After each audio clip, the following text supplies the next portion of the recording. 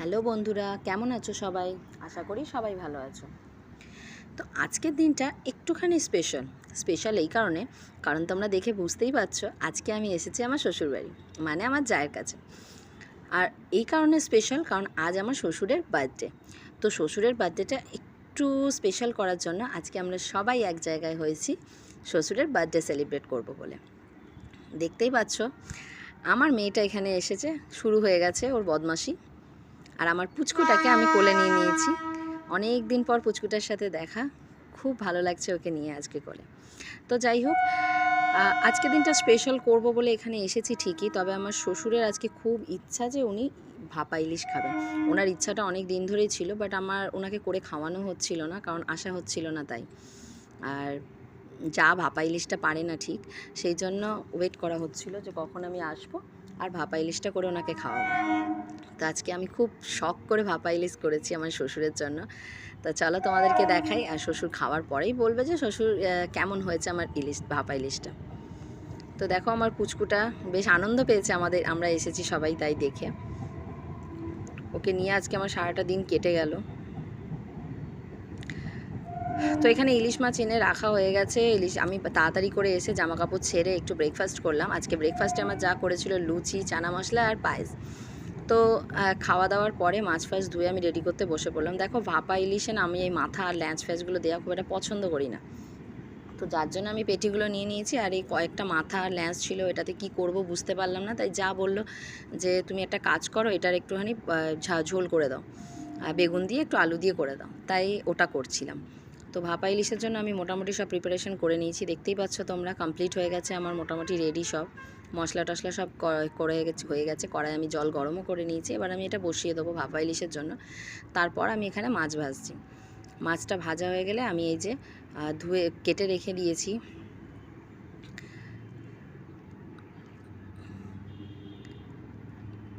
বেগুন আর আলু। তো এই বেগুন আর আলুটা আমি কেটে রেখেছি। মাছটা ভাজা হয়ে গেলে আমি বেগুন আলু কাটবো। তোমরা জানো এই মাছটা, এই কটা মাছ যে আমি ঝোল করেছি না, এটার পেছনে একটা কারণ আছে। কারণ আমার না খুব ভালো লাগে ইলিশ মাছে তেল দিয়ে ভাত খেতে। ইলিশ মাছ হলে তেল না হলে আমার সত্যি জমে না। তো এই মাথাটা আমি এমনিতেও ভেবেছিলাম 3টে মাথা ভেজে আমি তেলটা আগে বার করে নেবো। তো যাই হোক, আমি মাছটা ভেজে নিয়ে তেলটাও বার করে নিয়েছি। করে নিয়ে আমি বেগুনটাও ভেজে নিলাম। একটা আলু দিয়েছিলাম, কারণ আমার মাছ বা মাংস যাই হোক না কেন আলু না দিলে আমার ঠিক ভালো লাগে না খেতে। যাই হোক, অনেকে আছে যারা পছন্দ করো না, তোমরা আলু একদমই পছন্দ করো না। আমার যাই বলে যদি আলুই খেতে হবে তাহলে চিকেন খাওয়ার কী দরকার, আলুর দমই খেতে পারো, কিন্তু আমার ভালো লাগে না। মাছ হোক বা মাটন হোক বা চিকেন হোক, যাই হোক আলুটা আমার খুব ফেভারিট, তাই দরকার লাগে। তো যাই হোক, দেখতে পাচ্ছ তোমরা আমার ওদিকে চাপিয়ে দিয়েছিলাম আমি ভাপা ইলিশটা।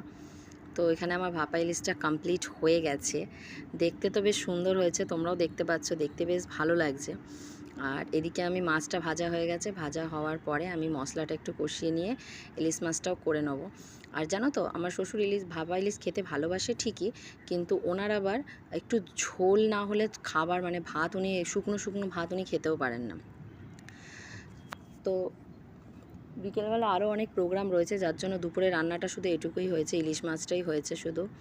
তো সেই জন্য একটু ঝোল করা হলো যাতে শ্বশুরকেও এখান থেকে দিতে পারবো। আর ভাপা ইলিশ দিয়ে শ্বশুর ভাত খাবেন, নাহলে উনি খেতে পারবেন না। আর আমার শ্বশুরের আরেকটা জিনিস আছে, আমার শ্বশুর খুব একটা বেশি মানে সবার রান্না ঠিক পছন্দ করে না। ওনার রান্না পছন্দ হওয়ার উপরে আবার বিশাল চাপ।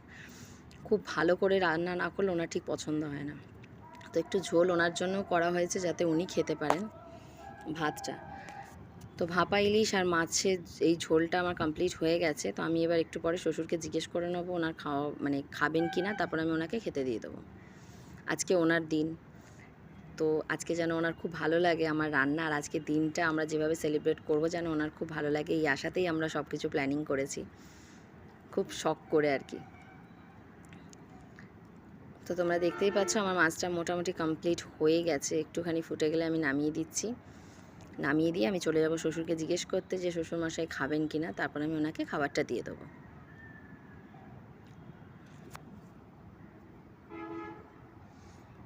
মাছ হয়ে গেছে, আমি শ্বশুরমশাইকে খেতেও দিয়ে দিয়েছি। আর তোমরা দেখে বলে দিই শ্বশুরমশাইয়ের আমার খাবার খুব পছন্দের।